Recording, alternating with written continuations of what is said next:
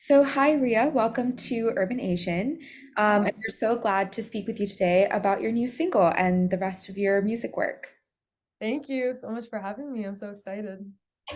Of course. So, just to get us started, when did you first kind of fall in love with music and singing and think that this is what your passion is? Oh my gosh.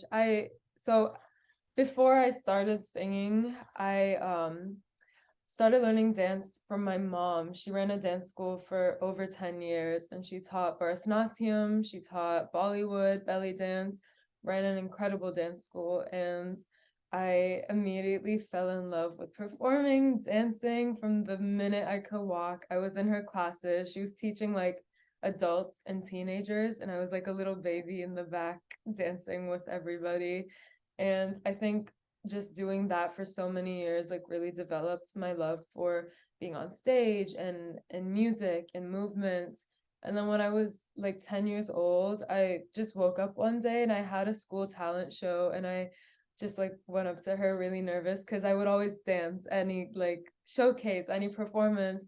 And I was like, I want to try something different. I want to sing this time. And she was like, go for it, do it. And I sang a cover of a Miley Cyrus song and won the school talent show. So I was like, I meant to do this. I want to be on stage. I want to be a singer. This is what I love. And yeah, that just everything kind of happened in that moment. That's awesome. That actually also leads me into my next question because I have heard that you learned Bollywood from your mom from a very young age. Do you Mhm. feel like that influences the type of music, the beats, your music in general? Definitely. I feel like, especially like rhythmically, I really gravitate towards a lot of like drum sounds Mm. um, from the music that I heard in her classes.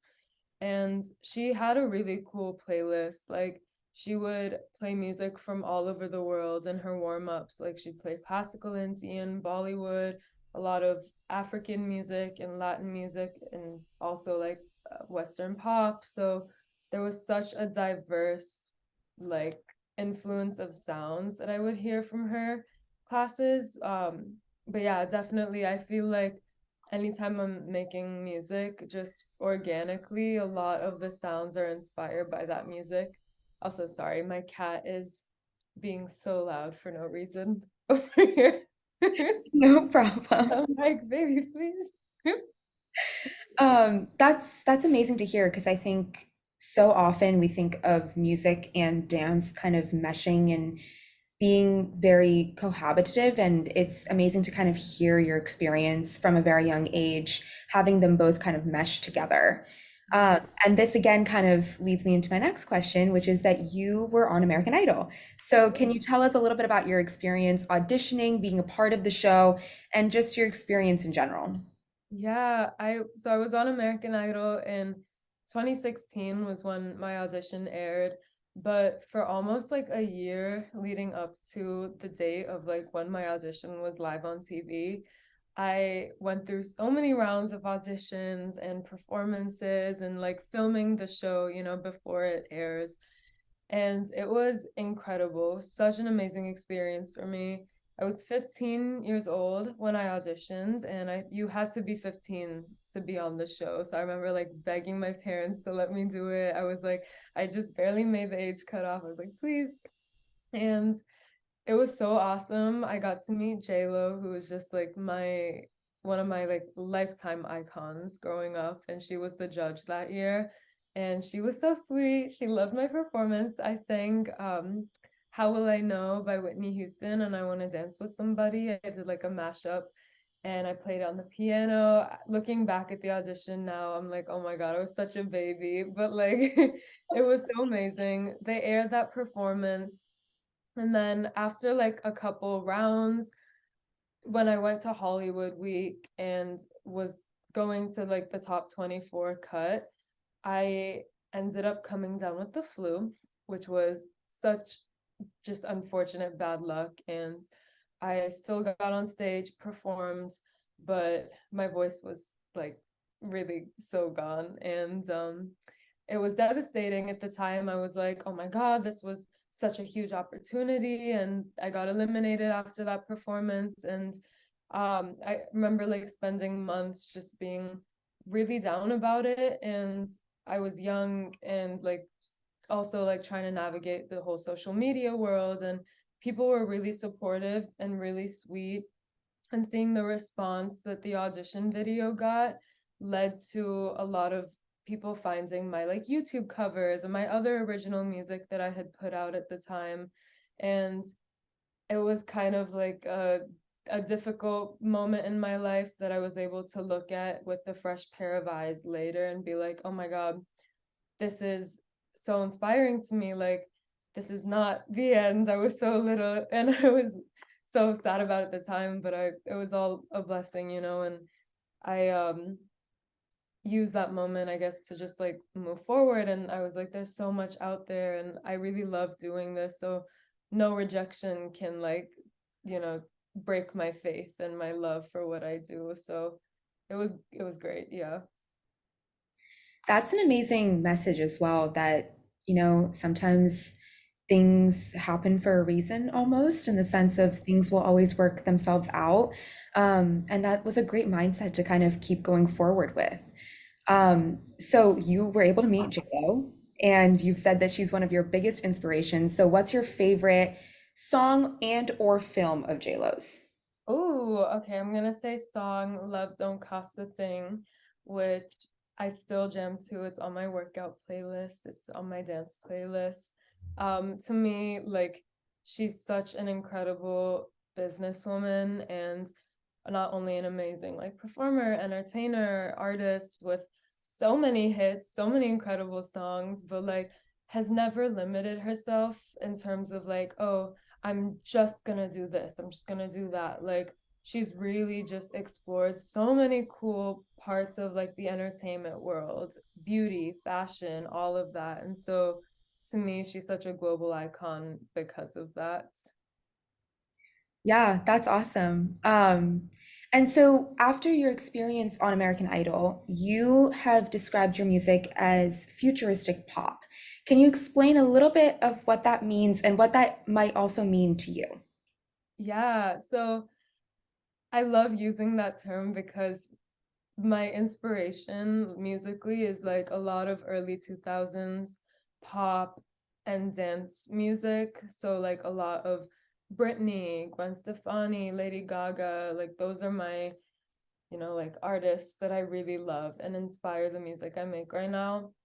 But I think that also like being inspired by that sound, but taking that and combining more futuristic pop electronic sounds and elements into it is what I love to do. And I'm also like a really big tech nerd and I love like AI. I love just like futurism, and I think that makes its way into my songs like lyrically, sonically. And so yeah, it's the music of the future, and we need a brown girl talking about these things, making pop music. So it's something fresh and exciting. Yeah, I think, after hearing your singles, I can definitely see the futuristic elements in the beats and in the pop music. And so, kind of speaking on that, what is your favorite single of yours, maybe that you've released? I know it might be difficult for you to choose, but if you could, which one would be maybe the most memorable to you, something that really sticks in your heart all the time? Oh, I have to, it's hard, but I think most like memorable, close to my heart would be Outside, because Okay. that song to me, I went into the studio with Lunch Money Lewis and I was like, I want to make an anthem for my brown girls. I want to make something that takes all of the things I grew up kind of being shamed for and embarrassed of, like just like melanin, being a brown girl, everything that comes with that. And I want to flip it and make it just the most celebratory anthem for us. So, like, talking about the hot girl melanin, shouting out like all these cities that I love.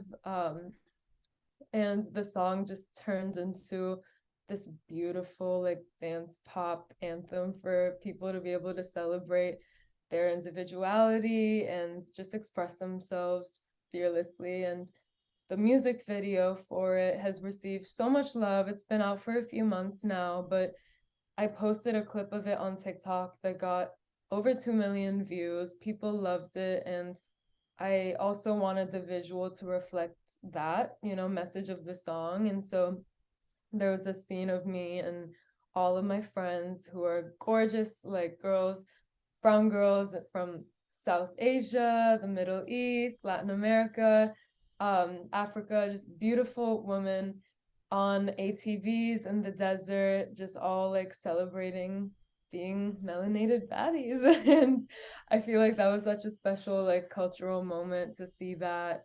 And I feel like we're also living through such an exciting time with like TikTok and social media where we're seeing so many young brown girls and just the South Asian community in general, like being like, wait, all of these things we were told not to be proud of, like we should be claiming all of this so proudly. Our culture is so rich, it's so beautiful. And so being able to shine a light on that in like through the music, through the song was such a special process for me, and the reaction was just so amazing. So always like really close to my heart. Okay, so you've talked about the inspiration behind your favorite song. So for Taste That Moi, what was your inspiration behind that? Oh yes, I I wanted to make a super like early 2000s inspired clubby song. And I did it with Quinvy, who produced the song. Shout out to her. She's an incredible female Latina producer.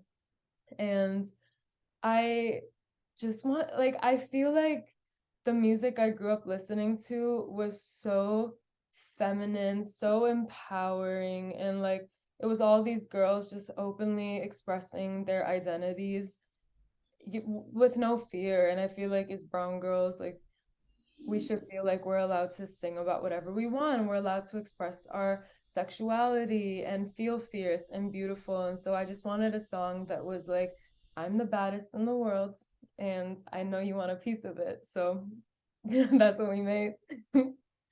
That's awesome. I think, kind of going off of what you said even before, having those anthems for brown women and brown girls, especially growing up in the age that we are all in right now, is so important. And you know how you were saying earlier about TikTok and social media and the rise of that, and brown women seeing the things that we normally, might not have seen 5, 10 years ago Yeah. is really, really important. And I would definitely say that after hearing your song, it's such a great dance anthem. And I've literally had it on my on repeat for Spotify already. So it's already on there and it's amazing. And I really think that having that anthem again for brown women is so valuable and important. And it's great that you were able to kind of create that. Oh, that makes me so happy. Thank you. Thank you for Yeah. to it on repeat.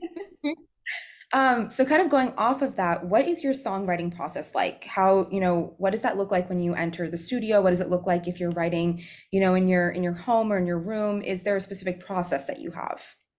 Yeah, so I'm actually right now in my home studio, so this is where a lot of my music gets made. But like I said before, because I'm really inspired by dancing, and that's how I initially fell in love with music, I really focus on the production first. And so I have to be inspired by either like a melodic idea or some drums. I have to hear the music, and then that is what guides the vocal, the lyrics, the songwriting. So once I hear something that makes me want to dance, makes me feel good, I can move to it.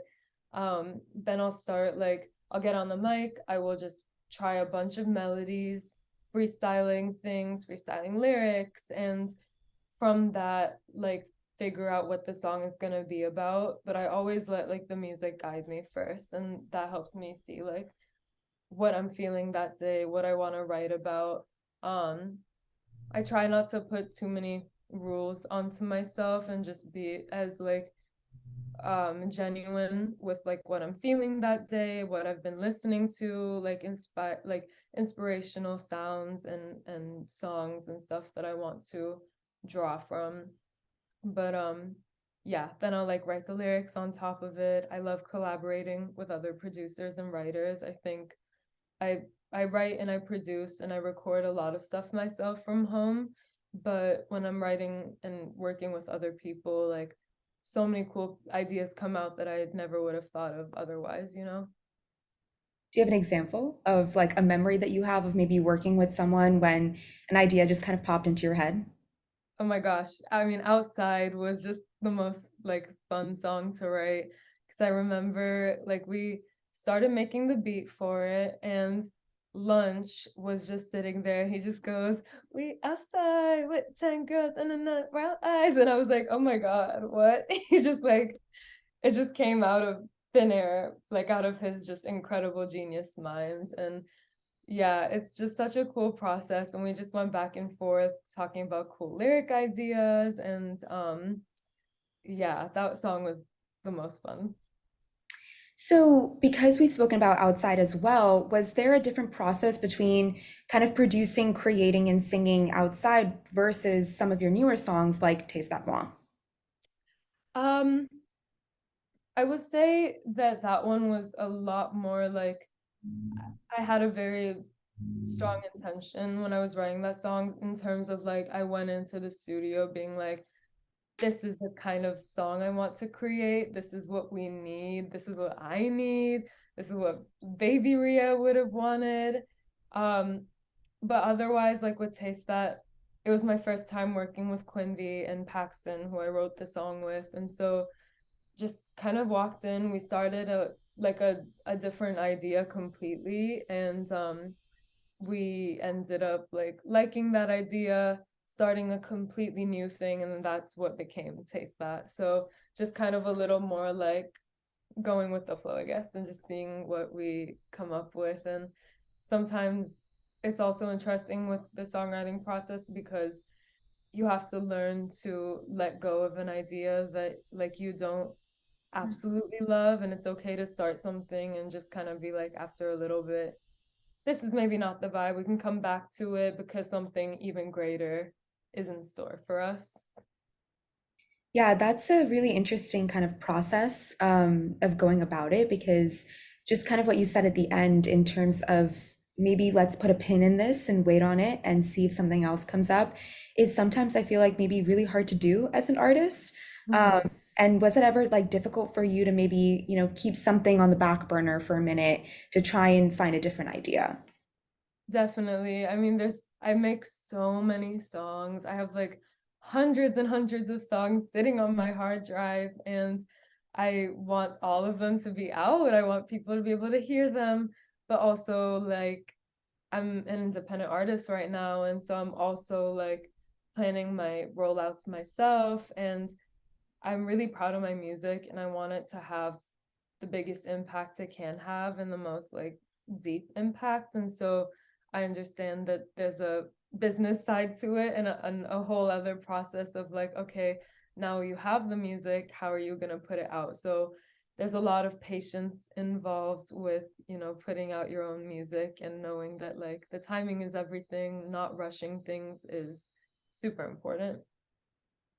Yeah, that's really interesting, kind of hearing, the self-production aspect of Mhm. singing and songwriting and music production. And I really hope that we get to hear some more of your music from your hard drive. That would be amazing to hear more of your like currently unreleased songs. Yes, oh my gosh, there's so much coming this year. So Taste That just came out, but I'm also finishing my first album that'll be coming out oops, sorry, later this year. So there will be a lot of music from the hard drive being unleashed on the world. So I'm so excited. Well, that was actually going to be my next question. So that's perfect. I was going to ask kind of what is in store in the future if you have an album coming out. And that's amazing. So do you have like a potential timeline for this album? Yes, so before the album comes out, actually, I have the song called Devil in a Dress, which came out last March. Mhm. And to celebrate the 1 year anniversary of the song, and it's about to hit 5 million streams on Spotify, which I'm so hyped about. Um, I'm releasing an EP for Devil in a Dress with a Spanish version and a couple really exciting remixes of the song. So that'll be coming out in the next few weeks, actually. And then I have a couple singles from the album releasing in the spring, early summer. And the date for the album is to be announced, but summer. Okay, amazing. We'll keep an eye out for Yeah. summer of Yeah. 2023, correct? Yes, yes. Okay, Summer perfect. 2023. Okay, so my last question for you is kind of drawing back from my first question. And you grew up again, like listening to music and dancing with your mom. So, are there any Indian South Asian artists that you follow and that you kind of draw inspiration from? And do you ever listen to Bollywood music? And if so, do you have a favorite song, artist, album, anything? Oh, yes. Okay, great questions. One, first part, South Asian artist, MIA has been my biggest life inspo because she was like the first South Asian, like just global star in music, I feel like, and just will always be remembered as such an icon in music and fashion and has done so much for the culture, I feel like. So I love her so much. And if I had to pick a Bollywood, I'm gonna say a soundtrack. One Okay. of my favorite like movie soundtracks is Zindagi Na Milegi Dobara. I love that movie so much. I listen to that soundtrack all the time, What's especially a song your called oh yes, favorite song? it's called Senorita. I love that song. I'm yeah, obsessed with it. It's Yeah, like a I was just gonna say I love even more so that all three actors sang that song. I think it really kind of brings in the sentiment behind it. I love that song as well. yeah, Uh, I love that song and it was such a cool like just cultural fusion. yeah, definitely. So thank you so much, Ria. It was great speaking with you. And we can wait to hear more about your music and hopefully your album, fingers crossed, summer 2023. And it was great. It was such a pleasure to speak with you. Yes, thank you so much. I love Urban Asian so much. Y'all have been supporting me forever, so thank you. Mwah. Thank you. Yes.